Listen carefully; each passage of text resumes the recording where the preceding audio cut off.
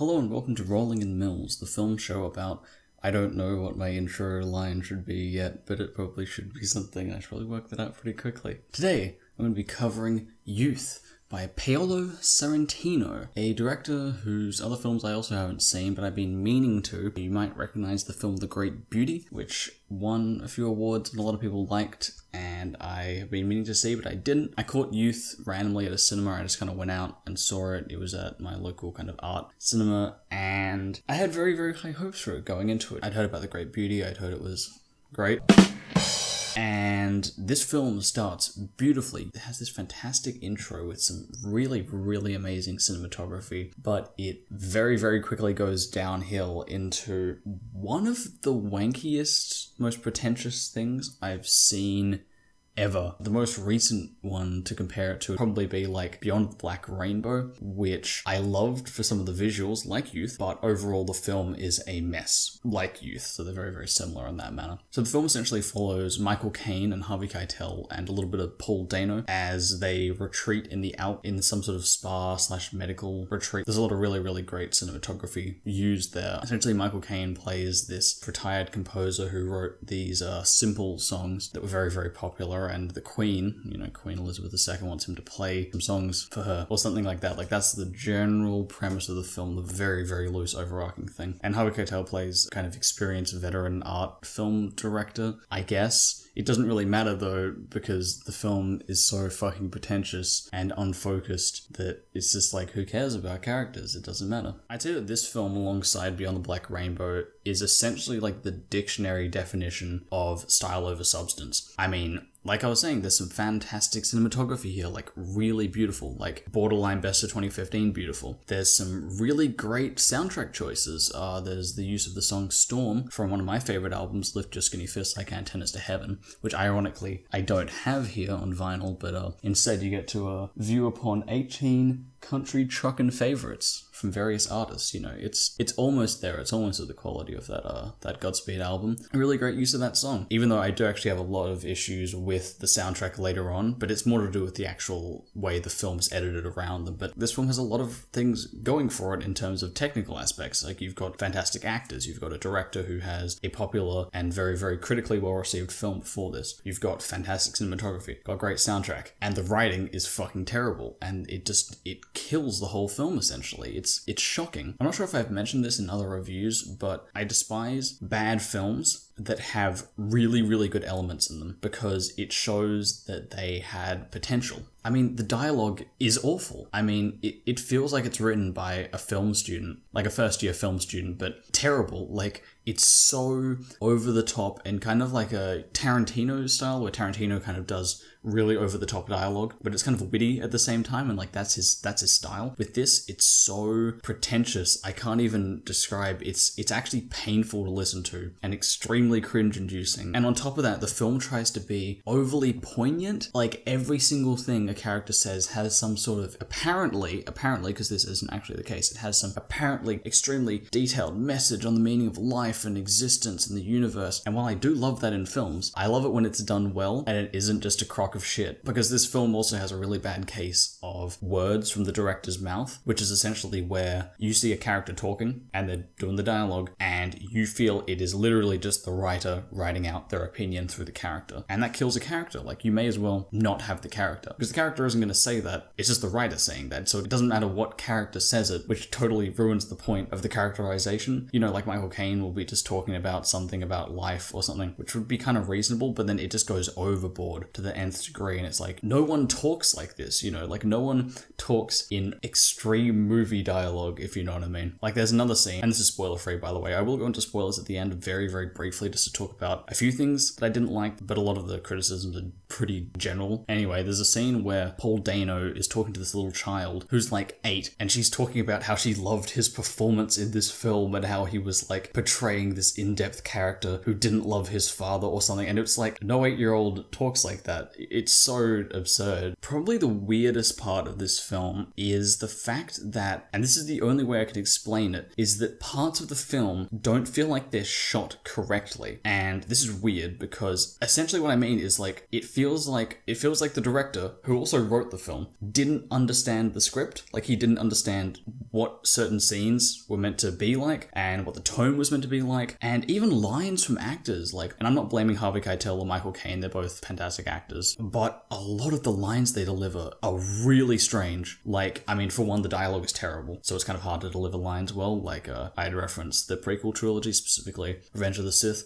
Look at Hayden Christensen. He's a shit actor, but I mean, he's delivering even shittier dialogue, so it kind of sucks shit for him. But with this, there are some lines, like even just kind of general standard lines, where it feels like they're not delivered with the right intonation, like they're not saying them right. That's obviously a direction thing, that's not the fault of the actors, because if the actor says a line wrong, then that's his fault. But if the director isn't correcting him and isn't directing him correctly, then that's totally on the director. And I really, really wish that this film was actually out on DVD so I could actually show you some of these scenes, because they go by so quickly in the film and I'm just like, what? Like, it's baffling tone-wise. It's so strange. On top of that, some scenes, not just acting-wise, some scenes are like shot incorrectly. You know, you shoot action scenes in a certain way, you shoot comedic scenes in a certain way, you shoot dramatic scenes in a certain way. But it feels like he's shooting comedic scenes wrong. You know, there's a lot of comedy in this film, by the way, which actually works for the most part. There's a lot of like genuinely funny moments that I was enjoying reasonably. Some of the other jokes are very, very forced and they're just kind of like, hey, we're referencing earlier points in the script just for the sake of it, you know, just for the sake of, oh, hey, this happened before, when it's like a really obvious setup. But for the most part, the comedic stuff is actually decent. But at other points, it feels like the film is shot wrong. That's the only way I can describe it. It feels like there's something really, really off with a lot of the editing, a lot of the framing of certain things is really strange, and it's not even for the sake of it being like, oh, you know, that's shot weirdly, but it's like in an artistic sense, you know, it's like, oh, they're doing some strange shot or they're trying some new technique or it's experimental. No, it's just like standard cinematography in parts, you know, a lot of the dialogue scenes. It's kind of hard to do really, really great cinematography in dialogue scenes for every single dialogue scene. You'll notice that in pretty much any artistic film, when it goes back to dialogue, you're always going to be going to A-B camera, with a few exceptions, of course. But I can't really delve into specifics exactly in terms of why I think parts of the film were wrong, because I don't have any footage of it, and there's so many, and it's like a very, very like subtle, intuitive thing where I just get this sense that like it just doesn't work. So I'll move on. Okay, so back on the soundtrack, I did mention I really like the use of Storm from Lift Your Skinny Fists, but this film has this really weird thing where it keeps on doing these montage sequences where it just lays the soundtrack over the top and kind of is essentially a montage of characters doing things and they're talking, and it's kind of like one-liners. And the only way I could describe it is it's like the film has trailers, you know, movie trailers for itself within the film. Like it's these kind of neat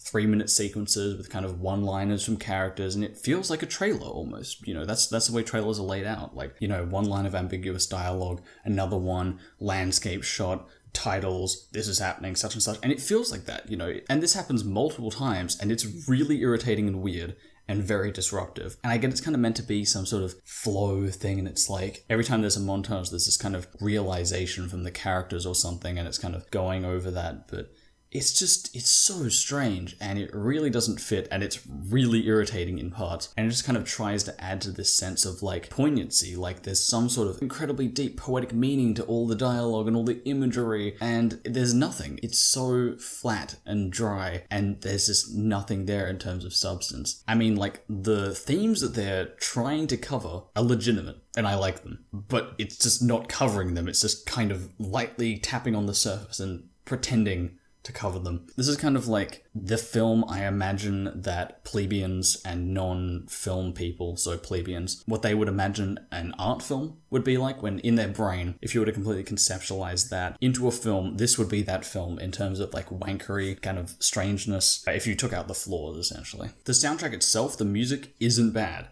It's just used terribly over and over and over again, and it's really irritating. The use of Storm is pretty much the only good usage of kind of montage with that, but even so, it's just so weighed down with how bad the dialogue is. It's terrible. So I'm going to go into spoilers now, very, very briefly. Like, as a side note, I really wouldn't recommend seeing this. If you like The Great Beauty or any of the director's other works, then yeah, obviously you're going to want to see this. It has some fantastic cinematography and some, great design choices and some things I like, but overall it's not very good at all, and I would not recommend it, generally speaking. Okay, we're in spoiler territory now, you have been warned. Well, I didn't think I'd ever see Paul Dano dressing as Hitler. That was an interesting touch, though actually that does serve as an example of things shot incorrectly in this film. Okay, so if you haven't seen the film but you're still watching this spoiler-wise, Paul Dano kind of plays this method actor character, kind of like Johnny Depp, kind of hippie, but also Marlon Brando-y character. Actually, it is more Johnny Depp. He's kind of known for this robot character called Q, and everyone just knows him for that character.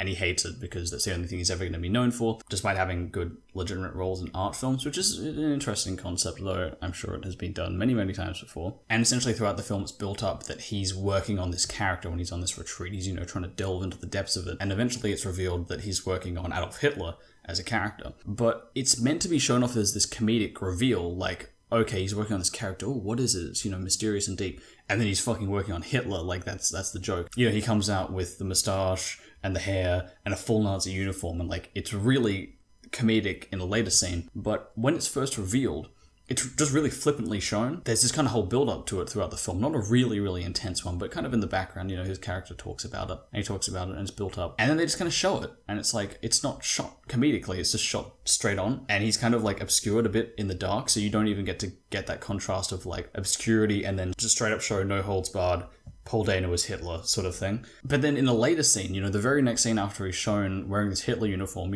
he's talking to this girl in a hallway, and it's revealed, and the audience in the theater was like, like really mixed laughter, because people didn't really know how to react, because it's funny that he's dressed as Hitler, that's an interesting, funny concept, but it's just executed horribly. And like I was saying, it feels like the director didn't know how things were meant to play out in his head after writing the script. Like, he read the script and was like, what the fuck is this? Oh wait, I wrote it. Like, what? But the next scene is really great. Like, it's shot really, really well. Paul Dano is at a banquet and he's eating, and everything is white except essentially for his Nazi uniform, and it shows him eating. It's this really great, almost like Wes Anderson shot where the blocking of these characters is fantastic, where it's just like about 7 people just looking at him really intensely like, what the fuck, you're dressed as Hitler, and he's just sitting there in the middle. And it's great. And it's really bizarre that they didn't know how to shoot him being revealed as Hitler, but then they know how to perfectly execute a comedic scene with him as Hitler.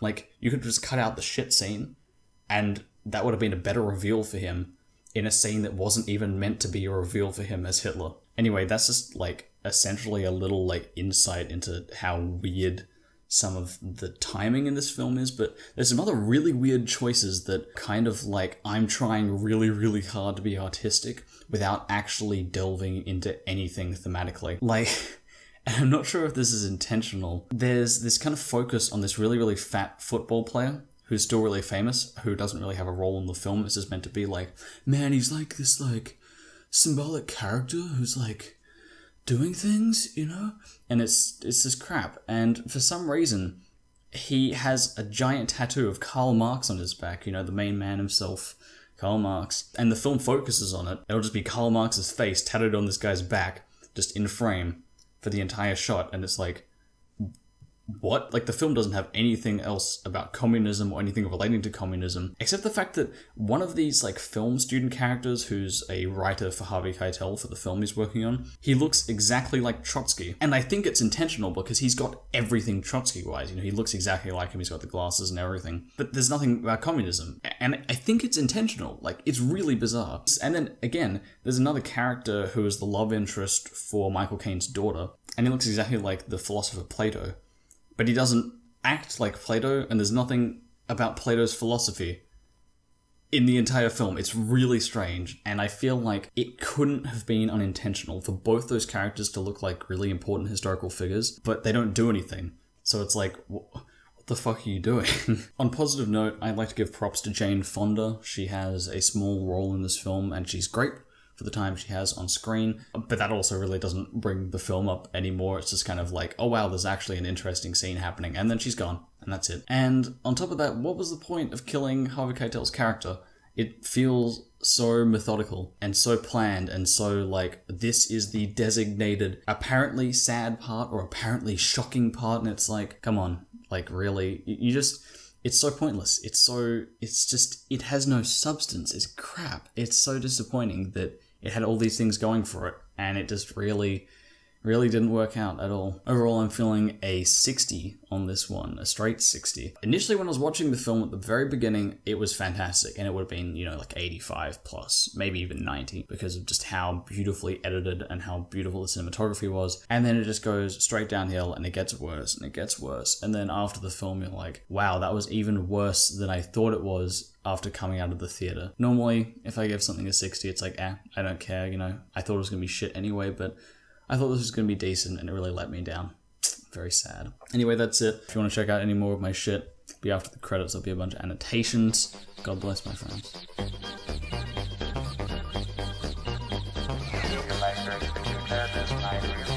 Universal light, all I